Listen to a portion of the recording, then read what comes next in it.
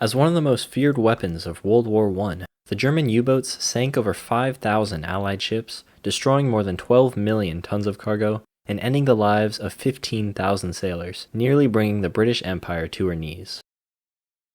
Although the existence of a submersible craft goes back to 1620, this era of steel and gasoline provided for new opportunities and capabilities.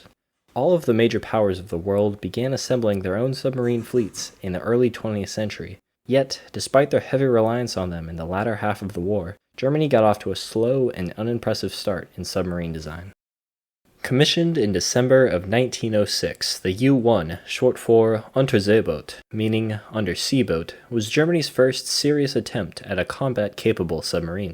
However, equipped with a kerosene engine and a measly single torpedo tube, it was effectively obsolete the moment it hit the water. Regardless, the U-1 served as an important first step and proof of concept that would be refined in later iterations. Throughout the war, most U-boats generally followed the same format: a 35-man crew with a diesel engine for surface travel and a battery-powered electric motor for use while submerged, along with 4 to 6 torpedo tubes and a deck-mounted 105mm cannon. The chief ability of the U-boat was, of course, its ability to submerge, which rendered it effectively undetectable in the water, allowing for the vessel to sneak up on an enemy surface ship or lay wait in ambush. When World War I broke out in July of 1914, the German Empire had just 28 U-boats in service, but, trusting their capabilities, they set up a patrol zone around the British Isles and its ports. It didn't take long for confrontation to occur. Only 2 months into the war, the German U-21 found herself stealthily patrolling outside the British naval base at Rosyth, where the HMS Pathfinder was spotted coming into port. At a range of 2,000 yards, the U-21 fired a single torpedo at the British cruiser. Despite spotting the torpedo, the Pathfinder had no time to react, and was struck below the bridge, detonating the ammo and sending her straight to the ocean floor in a ball of flames. At the time, the British Admiralty did not believe a submarine had the capacity to sink a warship, and initially tried to cover up the events, but the U-boat had already proved its usefulness to Germany and her enemies. Similar events took place again and again as the months unfolded. By the end of 1914, the U-boat struck an additional 9 warships, including the French battleship Jeanne d'Arc in the southern Adriatic, hit by the U-12, and only a few days later, the British battleship HMS Formidable in the English Channel, sunk by the U-24. It was clear to the world that no ships were safe from a surprise submarine attack, and the Allies quickly scrambled to develop strategies to avoid them. By the end of the war, the U-boats had hit a total of 163 Allied warships. However, despite the successes experienced against Allied warships, the real power and impact of the U-boat came from its war on commerce. In late 1914, it became apparent to the German High Command that the war would not be over as swiftly as they hoped, and the focus of military effort began to shift towards a war of attrition. Seeing the initial success of the U-boats, the Admiralty grew very optimistic about the idea of a complete naval blockade around Britain. In February of 1915, this war zone around the British Isles was made official, and an order was given to U-boat commanders to fire without warning on all merchant vessels encountered. Known as unrestricted submarine warfare, this was a break of traditional customary naval code, which states that civilian ships may only be sunk if they are discovered to be carrying contraband, and, regardless, the lives of the crew must be protected.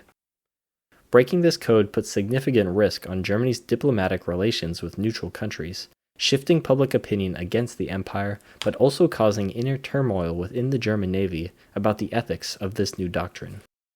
U-boat commander Franz Becker describes his thoughts on sinking merchant vessels. The war with the submarines was a serious matter. At the beginning of the war, it was not easy for us to sink merchant ships because we would have preferred to make the war against warships, because every merchant ship we had some personal contact with them. I remember especially one day I met a very fine, one of the last big sailing ships, and to sink it was very, very heavy for me. But then we went home on leave to Germany, and we could see how Germany was blockaded. Our people in Germany had hunger, and then we had new forces to make the war with submarines against merchant ships. We needed to know this, why we did this war against merchant ships.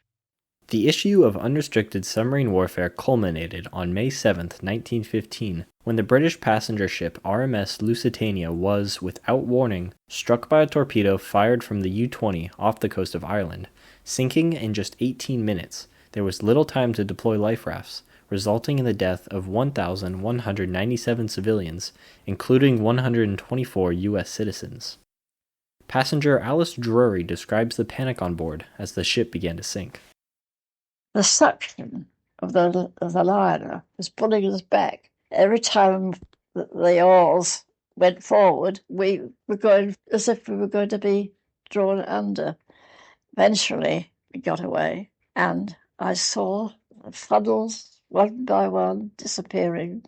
I saw all those lifeboats that I was in was the only one saved on that side. There was a submarine on the surface watching us.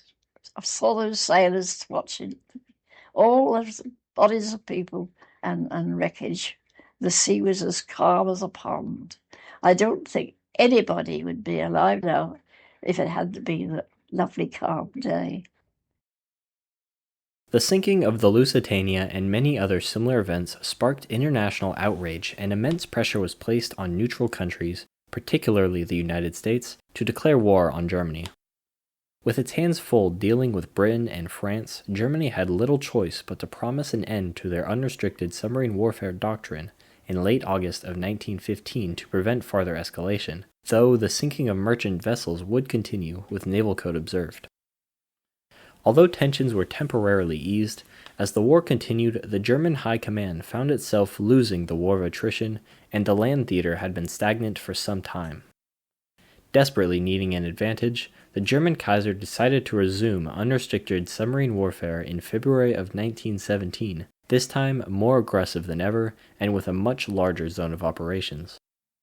With its U-boat fleet now numbering well over 100 ships, the campaign was extremely successful, and cargo losses quickly grew beyond what Britain could replace. In April alone, 474 Allied ships were sunk, equating to nearly 900,000 tons of shipping. Germany, comparatively, lost only one U-boat during this period. Thanks to almost exclusively the submarines, Germany had a significant upper hand in the war, and if these rates continued, it would be over in a matter of months. One U-boat stood out in particular, the U-35. Commanded by this man for most of its 3 years of service, this U-boat single-handedly sank 226 ships for a total of 538,500 tons of shipping before being surrendered at the end of the war. However, despite these contributions, the success of unrestricted submarine warfare was both a blessing and a curse for the German Empire.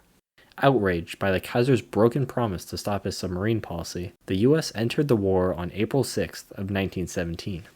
From this point on, the German military could no longer effectively suppress Allied trade, and began seeing diminishing victories, leading to their surrender on November 11th of 1918. Overall, the German U-boat campaign of the First World War was both a stroke of military genius that nearly turned the tide of the war, and a blunder in international diplomacy that directly led to their defeat.